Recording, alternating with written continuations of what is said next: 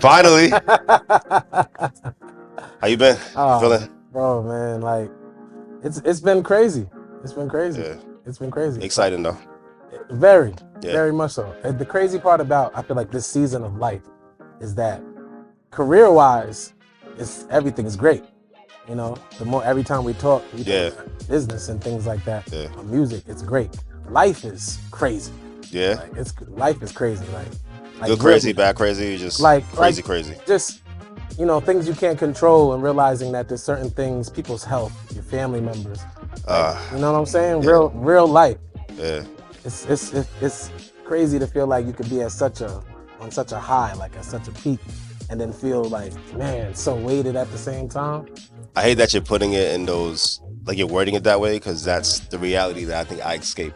Like the real life. You know what I'm saying? Like Yeah, I find a tendency of staying busy and just being productive to avoid the craziness that's there. But once you say it like that, it's like it's not that it's dark, but it's just like it's there. It exists, right? Like reality is we have to deal with sicknesses and regular stuff that goes on, whether it's like financial issues or figuring out how to just go day by day. You know what I mean? So it's good to have the escape, but then when you sit down like this and you talk about it, you realize that there is a other reality outside of being a creator. and that's what I'm saying. And I think, like, as creators, we want to connect and have these bonds with people where you can have these real moments with. Because I'm running to people all day. You know how we Yeah, are, bro. yeah. Everybody's so political in this music industry. It doesn't matter what genre it is. Yeah, It's just it's an industry. It's a Yeah. business, and you dealing with. That's why I'm bringing up these realities of life. And I gotta sit up here. I'm shaking hands. We smoozing. We doing the 1-2, the cha cha. yeah. But I really don't like to dance like that no more, bro. Nah, me neither, bro. Me neither. But especially for me, like I have to dance nonstop with people who I don't want to dance with. You know what I'm saying? It's like it's forceful, but it's like working. In comparison, it's like working a 9 to 5 when you really don't want to be there, but you have an end goal, so you know you have to do it. I feel like that's what it is. So this is refreshing. Like this is like we could dance. You know what I'm saying? Like this is good. This is like refreshing. So This is definitely an Yeah. escape, an escape. And I think when we had spoken originally, just even regarding of doing music again in general, yeah, it felt like that. It felt like we both needed that escape. yeah. I know I did. I know I did. I know I did. this is what I'm saying. Like, Uh, yeah, they ain't got to know all our business, but No. there's enough going on in my house where we put in the hours when it comes to this music. Where you get Yeah. to a point where you're not worried about the quality really of it anymore, or anything like that. You just worry that you're being your most authentic Authentic self. stuff. Yeah, yeah. So and Yeah. that's what I want to be. So it was just so, like, not to even use the word so much, but it really was refreshing, like Yeah, no, yeah. a breath of fresh air when we spoke, and it just happened so naturally. That's been the word that's been stuck with me too. Like if I could define what we call this, right? Like whether it's the progression, whether it's finally things coming into play the way that we wanted years ago, it's refreshing because everything else is not. It's like, when you it's like I'm a water drinker, right? Like I drink water. So if you're a water drinker, you know when water tastes bad. You know when, like, Deer Park is not the same as alkaline water or Nestle water. You know what I'm saying? You can tell the Not even difference. close. So when you finally get like that really good water that quenches your thirst, it's like that sense of refreshing. And I feel like that's what this was like. And I've done stuff, whether like producing or putting events together for artists or just people sending me DMs and stuff like that, whatever. And it's very rarely refreshing. It's just repetitive. It's like, so I've been watching like The Walking Dead over, right? Because they had a writer's strike, so there's been nothing good yeah, on TV, right? Nothing. Nothing's been good at all. It's been Nothing. horrible. So I went back watching The Walking Dead, and I like to watch things like my favorite shows. I watch like 2 or 3 times just to get a different perspective. Like I did that for Insecure. I'm doing that for The Walking Dead, right? And it's just like their willingness to survive and something just normal because they have to. And I was like, yo, that's kind of what I had to do. Like, even in this industry, is like I had to just do things. And what I didn't like or don't want to do, I had to normalize it because it's steps that you have to take. So for us to be able to sit down and be like, yo, let's knock this out. Let's do this. Especially when we should have done it a long time ago, Long time ago. But God's timing is the best. Perfect timing, yeah. Like, and the crazy part is, you and I always reconnect at different places in life. Like, even the last time when I had stepped away from, I guess, with people, some secular music, Right, yeah. focusing solely on Christian hip hop, gospel rap, whatever anybody wants to call it. like you did that interview then. I showed up. I still had the heavyweight title because I still a rapper. Still, they know what it is. It's still what it is. That ain't stopped. You know what I'm saying? So, and you spoke to me then. So just to be able to have these conversations, the growth that we each like that God is. And before that, I think I got one of your last verses too on a song that we never put out. I got one of your last verses. Really Before that, it's crazy. Yeah. Yeah, that's a fact. Even before that too, one of your other last shows, I think that you did. I think I was at one of the other last shows as well. It's just crazy how things. That's what I'm saying. We're always meeting at these transition periods, but that's dope to me. Like that's what made this even more natural. Even in Lost, like when we lost Face Off, R.I.P. DJ Face Off, brother. Yeah. I get chills just saying his name. I just did just now, You know what I'm saying? Yeah. Like I really miss him all the time, bro. And with that, like he was such a big part of just the movement. Period. Like, he was the biggest supporter. Yeah. If he supported you, he supported you. Yeah. If he loved you, he loved you. And it wasn't a game. Like it wasn't the cha-cha. No. It was a genuine love, and that's what we're able to carry for each other and for those that you know are in this circle. I started DJing now because of I don't do it at events and stuff like that, but just do it because of Face Off. Yeah. I was on Snapchat one day, and you know they had the memories, and I remember this. It was at what spot was it, man? The spot on Long Island. Is it Shirley's? Oh, I remember Shirley. Yeah.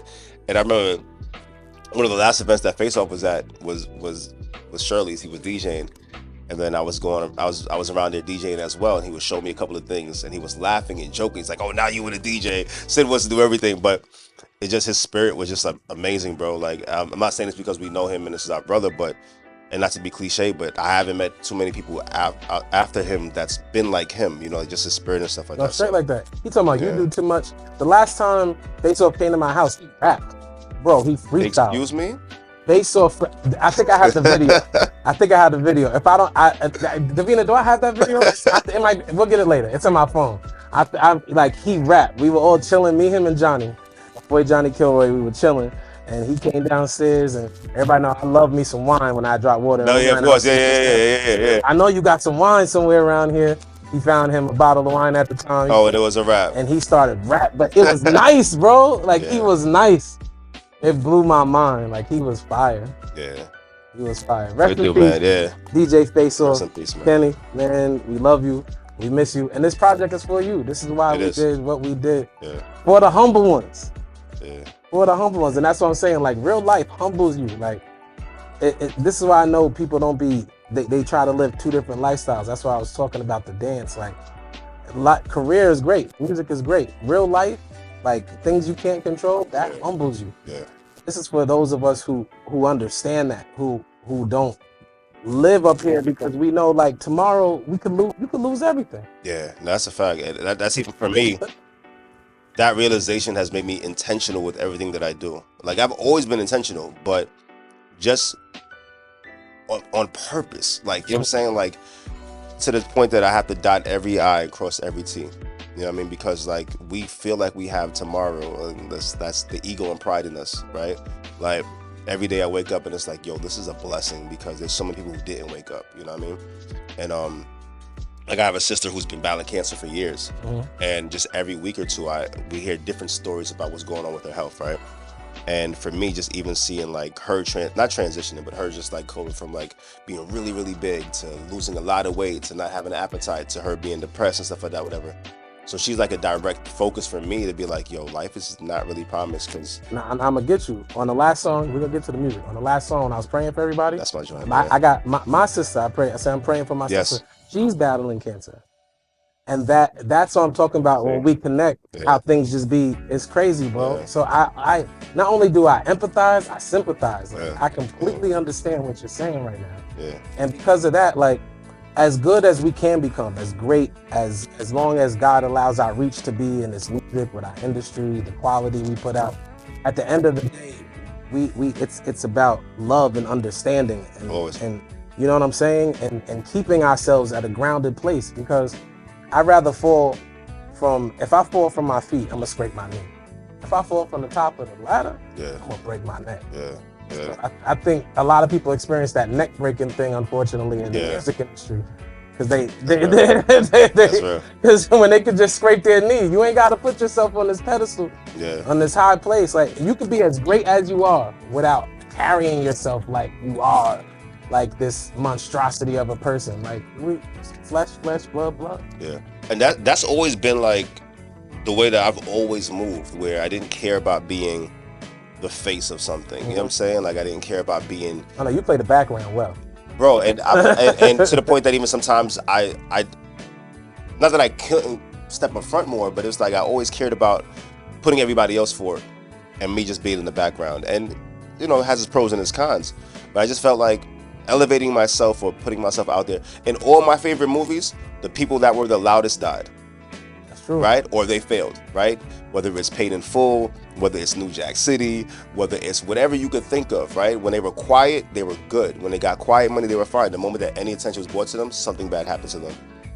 And usually that attention was based upon pride and ego. It was like somebody saying, yo, you gotta do this. You gotta go to the party. You gotta wear the jewelry. You gotta whatever. And for me, I've learned to now find the balance of letting people know what I do, but still play in the background. I don't care about being the biggest or the this or that, as long as I know that, because you know, your dreams and your intentions can come true without you having to be loud with it. Exactly. And that humble brag, right? So for me, that's what I've been really good at doing now, and it's been a blessing, like just to move how I want to move. Even with me ghost producing, like I produced a lot of records, bro, where I just get the checks and I don't really care about my name being on it. I love ghostwriting. They told us not to look at the camera for this thing. No. If I could, I'd look right in the camera. And just say, yeah. Yes. I will make you a fire rapper. No, and that's a fact. That's a fact. Like he will. And for me, bro, it's like there's songs out that I be looking like, whether it's on Instagram or Facebook, I hear people reposting the songs and talk about the songs. It's like, if you only knew I did the drums on that record, if you only knew I produced that entire record and sold it to a bigger producer to put their name on it. I'm talking about records, bro. And it's like, a lot of people don't even know that about the industry. I've been telling people that from day one. I'd be like, you know how many Kanye records that you think of Kanye records that 88 Keys produced? And they're not Kanye records. That Kanye didn't even touch, or Dre records that Dre didn't even touch. Scott Storch and a bunch of other people. They didn't put one hand on no keyboard for. Yeah. Like, I really don't think people understand the music game in that way. Like, there are beat makers, there are producers. Like, there's differences in all these little idiosyncrasies, but they're important. Yeah. And it's a blessing in being humble too, which people don't understand, because that has opened up so many doors for me. While I'll allow everyone else to feed into their pride and got and I'll just stay in the background and just collect, but also network and continue to build. I mean, I got placements with, I got a Bruno Mars record placement soon, you know what I'm saying? Like, and as far as his writing team loved it, and it's like 2 records I sent them. And, you know, if he puts that out, you know, he's definitely super Grammy nominated, right? So my thing is like, with being humble, look at how you can skip steps sometimes. You know what I'm saying? When you don't lead with ego and pride. Amen. And the word says, if we humble ourselves, God will exalt us. Right. So it's only God ain't a man that he shall lie. That's a fact. This is natural movements happening. For the humble ones, for the body.